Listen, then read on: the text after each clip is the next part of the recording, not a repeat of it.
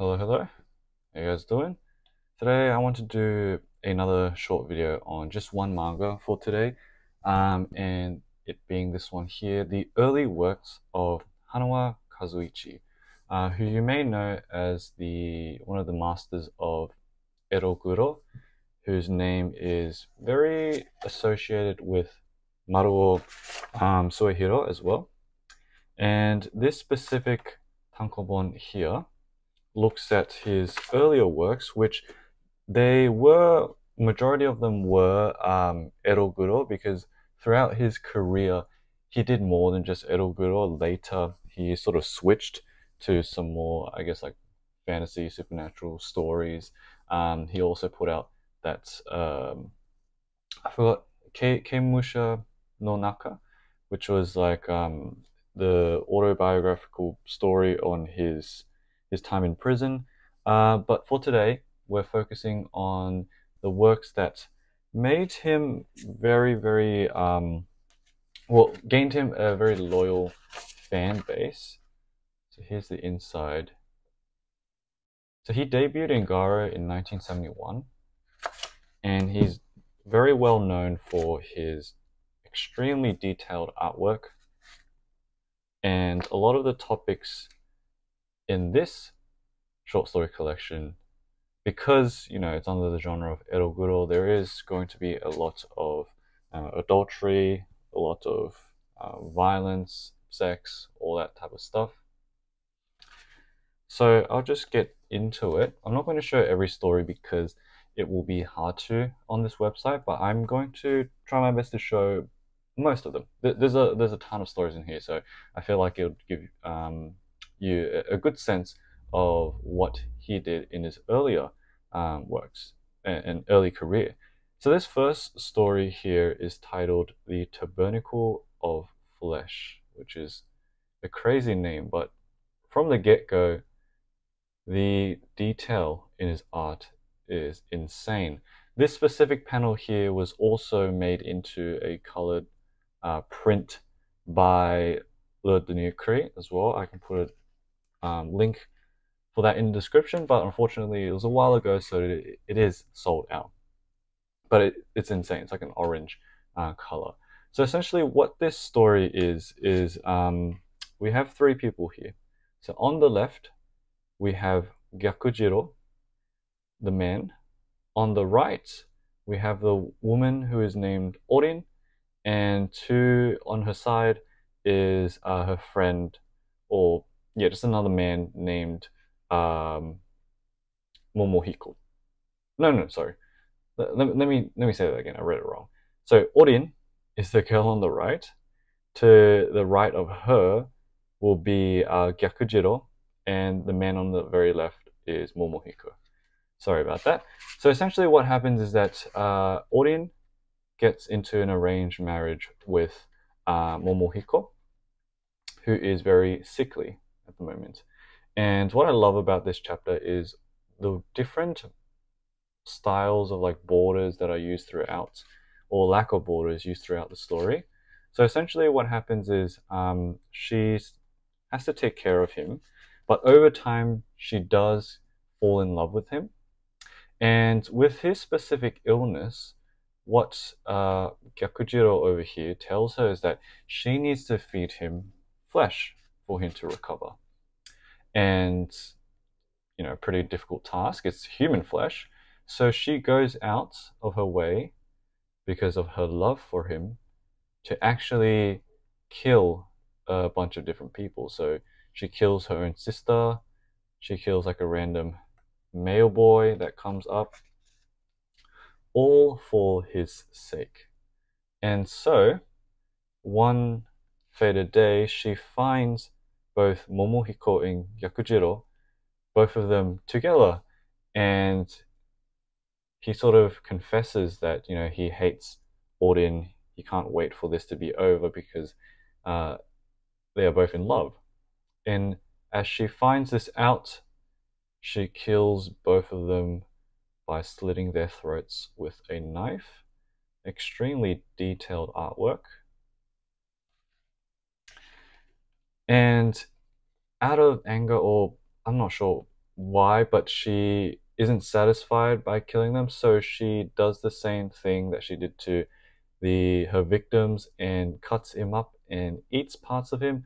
But the disease is infectious, so she contracts the very same thing. So you can see the holes there. Those were the same holes that were appearing in Momohiko, and so she dies of the exact same disease.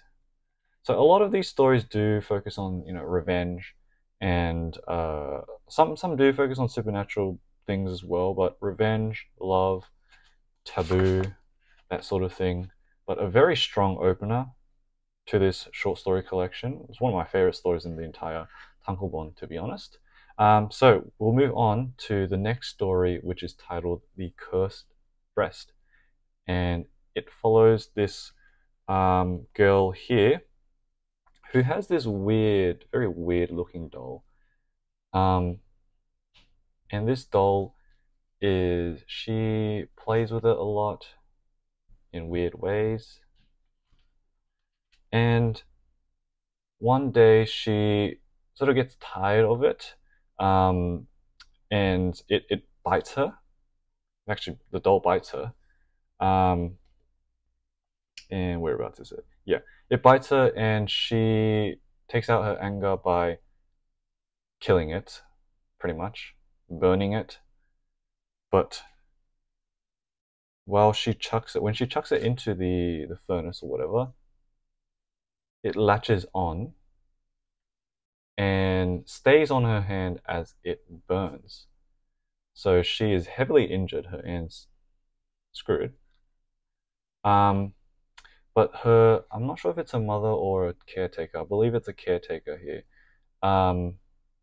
Here's the hand, the burnt hand.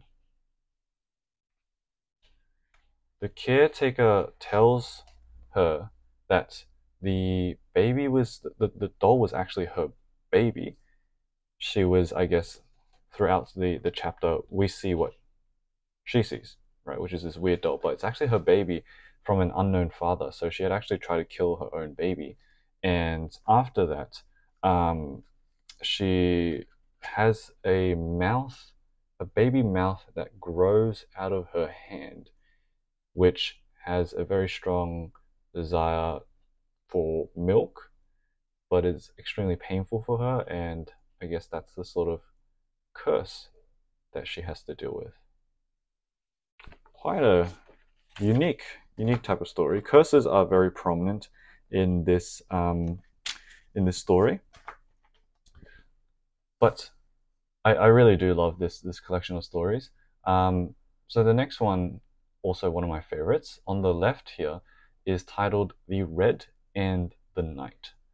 So this man with the sword, his name is Hebinosuke, and he is very much obsessed with his sword. So, you know, take a look at him just licking his sword clean, bleeding from it. The woman is his wife, who tells him to stop, but he's too obsessed with this sword. And there you go, that is the cover page of the tankobon.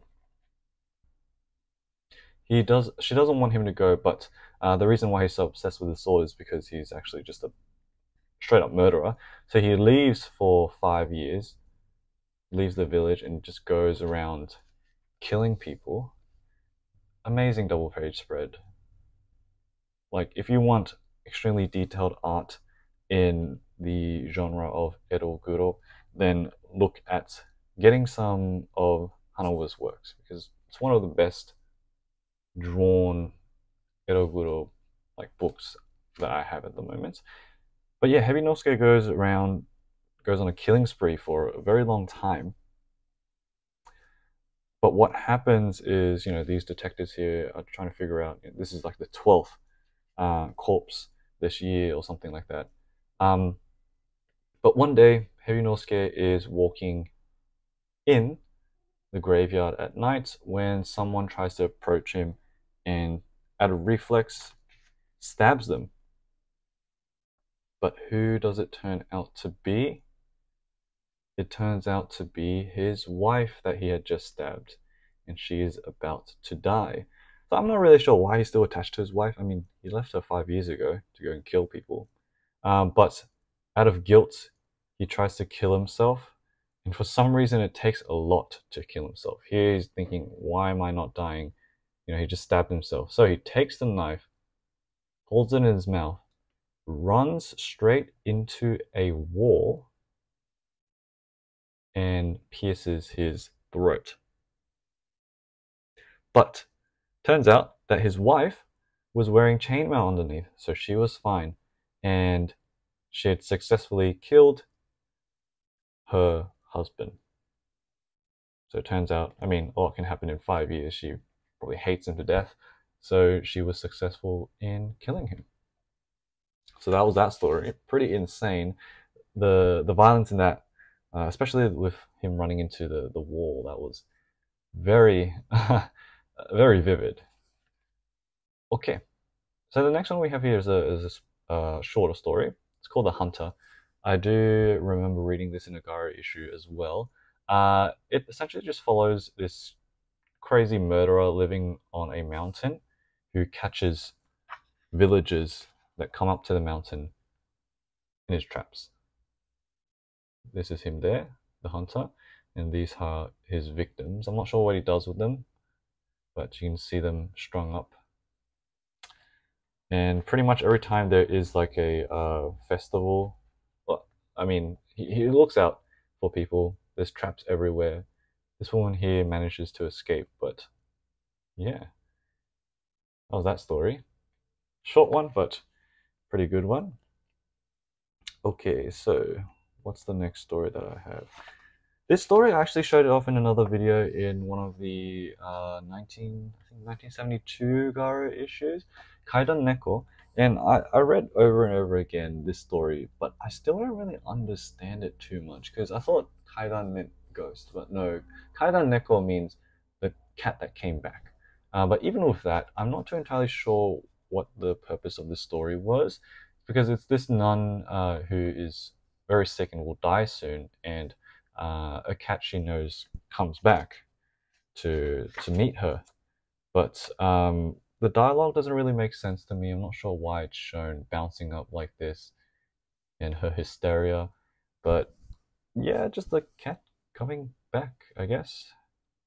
I don't know. I have no idea what the message or purpose of that story was. But great art either way. Okay, so we're halfway through. We've got another story here, which is called The Story of an Abandoned Child. So we have the older sister on the right, whose name is Katsuko, and on the left, the younger sister named Shizue. So what happens in the story is Katsuko, it opens up with Katsuko being bullied by some other boys in the village because she is an abandoned child. So they call her the abandoned child. But Shizue, her younger sister, comes to the rescue and saves her. So we get a couple more scenes of when they're back in the house of the relationship between the two sisters, is because the older sister, Katsuko, is very much a bully, and this is their grandma over here. So she abuses her younger sister, Shizue, a lot. And I mean, a lot. But throughout the story, we see Katsuko bullying Shizue. Her reason is that she believes that Shizue, police, Shizue is the abandoned child. But at the very start, we saw the boys calling her the abandoned child. So what actually happens is she goes too far. Katsuko goes too far by burning Shizue, and her grandmother finally tells her that she was the abandoned child all along. The reason why she didn't tell her was because she felt bad for Katsuko. But, looking at how much she had abused Shizue, she reveals it. And at the very end, Katsuko throws herself off a cliff. So, pretty tragic story. But there you go. A lot of revenge throughout this tankobon and a lot of Hanawa's works. Okay, so next story, we've got a story called The Combatant. The Combatant. This one is it's a very interesting one. Okay, so we take a look here. This is a wife here. She is seen doing something strange in the sort of basement, or like, yeah, I guess an opening in the house.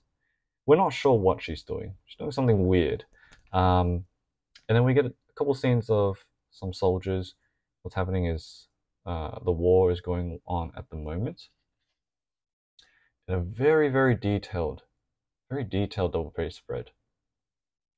I'll just zoom in for you guys.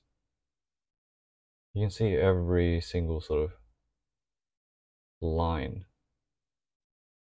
in this page, which is crazy.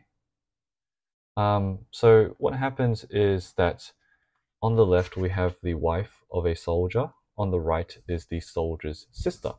And what has happened is that the sister is complaining that you know, her brother, who is a soldier, is said to have deserted the war. So a deserted soldier, and her family now has no, you know, their reputation is tarnished because of that. And she's here to ask her brother's wife, so his sister-in-law, you know, where is she? I know you know where he is, that sort of thing. And we get a couple more brutal pages of the war. But what happens is that it's revealed what she was doing before in this little attic thing. She has actually trapped her own husband inside this little hole, and turns out that she's a very sadistic wife. She believes that over time he will love her, but he's forced to do pretty disgusting stuff.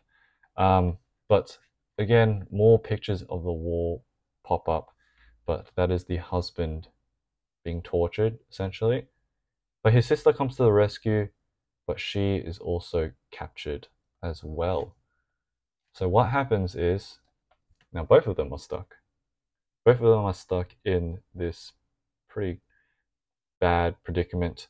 But I believe what they're doing here is that so they've bitten each other, so they'll die out soon, because, you know, dying is better than dealing with this situation. And so they work together to, when the wife comes up, they stab her through the hole, and yeah, it's seen over here. So the sister and brother will eventually die because they've bitten each other's necks and they'll bleed out. But they go for one last revenge, sort of action of revenge against the wife. And so I just wanted to show this story's double page spread. I can't go into the story because it's a bit too much for YouTube, but just this double page spread alone, insane. Can't get enough of Hanawa's artworks, but yeah, I'm not going to show the actual story. So we come to the last little section of the tankobon. On the left, we have, I think it was 5 or 6 Japanese monster stories is what it's called. So there are, I'll go through each of them because each of them are a couple pages, but these were very interesting to me. Like, I loved reading all these little yokai stories, so I will go through each one of them because I personally find it interesting. So the first one is titled Hitotsume, the Little Blind Boy. And we follow a traveler who is lost in the mountains, and he falls asleep because he's so tired, but he realizes that he's fallen asleep on a centipede's nest. So this blind boy, whose name is Hitotsume, he comes and saves him, you know, pulls him out of the centipede's nest and takes care of him. So when he's nursed back to health, he guides the traveler to a bridge But he says, okay, we should probably go somewhere else. This bridge, it is said that if you cross it, it will take something dear to you. But the traveler had very bad intentions from the start, so he actually kidnaps Hitotsume and carries him across the bridge. But what happens is when he comes to his village, he finds that Hitotsume has been replaced by tree bark in his bag, and his eye has disappeared. So this is sort of like karma for him. And that was the very first story, Hitotsume, the little blind boy. The second story is titled Dorotabou, the monster of the rice paddies. But damn, I really love this little section here. So what this story is following is, of course, another yokai or monster. His name is Dorotabou. But we start off first with Otoyo, who is this woman here who is working on the rice paddies when she is found by Dorotabou. And he sort of takes her in and sort of cleans her up a little bit, but she gets scared and runs away. And so she goes back and finds her father, and her father admits that he had traded her away to Dorotabou so he could be healed and the rice paddies could be protected, which is pretty fucked up. But you know, a lot of like taking a step back, a lot of Eroguro works they do feature a lot of taboo and pretty fucked up stuff. And some do look at that as like criticizing those desires, but yeah, it can be a bit much for some people. But yeah, it is still pretty fucked up regardless. So she accepts, she goes back and she offers herself to the. Oh, did I skip a couple pages? Okay, no, yeah, I did skip a couple pages. Yeah, so she offers herself to Dorotabou, and the story ends with pretty much saying and showing that the rice paddies were protected for years and years afterwards. Okay, the third monster story is named The Princess Osakabe. So we have a scene here where a castle is being stormed by an army, and this warrior here, this lord, he invades, he takes over, wreaks havoc. He's a disgusting person. But he encounters, after killing someone, he encounters this monster that is manifested from a statue he broke. This is the Princess Osakabe, and it turns out that she is a monster. I love this panel here. A monster that appears once a year, that makes a prediction. And so, because this man has been so disgusting, she predicts that he's killed brutally. So yeah, that was that one there. Right, fourth story is I really love this one. It's a really interesting concept. Well, actually, the concept is not too original, but I just love the idea of it. So this fourth monster story is called Ubume, the Birthing Ghost Woman. And so what we start off with is Ubume over here is on the left. She is holding her baby, and she goes up to a woman she's just met and says, "Can you please hold my baby for a bit?" So the woman holds it, but what's weird is that the longer you hold the baby, the heavier it gets. And this woman gets so sick of it that she throws the baby off a bridge, and the baby bites her before she throws off. And she goes and tells her friend about it. You know, this weird baby weighs heavier than a stone, that sort of thing. The exact same thing happens to her friend, but her friend manages to hold the baby for the entire duration. And Ubume comes back and tells her, "Thank you for holding my baby." They both disappear. So nothing happens for a while until they get married. So the friend who had completed Ubume's request was granted with a very healthy birth, a healthy baby. But for the other woman, she had a stillborn and she feels a unbearable amount of pain in her chest that was bitten by the baby. So I just love the idea of like the babies getting heavier and heavier like a stone. Never heard of that before, but it fits very well for like a monster story. Okay, and two more monster stories. This one is titled Tsuchigumo, the Monstrous Spider. And pretty much it is following this, well, spider who disguises itself as a woman. Yep, so we can see the actual spider over here. And a traveler, he notices that she is luring people to her little lair. And so he gives her like I think he puts out some like sake for the spider to grab. And so while it's drunk, he goes in and kills it, but the head reverts back to a woman's head, so he feels a bit bad. He buries it, uses the silk from the spider to create a net, and it ends off by saying that that net is an extremely lucky net and he's been catching a lot of fish with it. That was a pretty interesting one. And so we arrive to the very last story of the monster story. So Futakichi Onna, the woman with two mouths.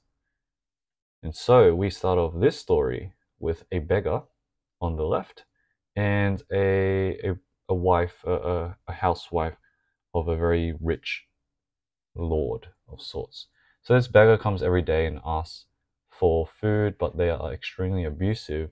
And this woman steals this beggar's dumplings. She has two dumplings, steals them, and finds the dumplings to be extremely tasty. But what it grants her, or what it afflicts on her, is that she gets an unending or an eternal hunger. So she can't stop eating because she's so hungry. And so when her husband comes back, he finds out that there is another mouth on her head, which is the root cause of why she's so hungry at the time. So that is because of what they did to the beggar. But I love this panel as well.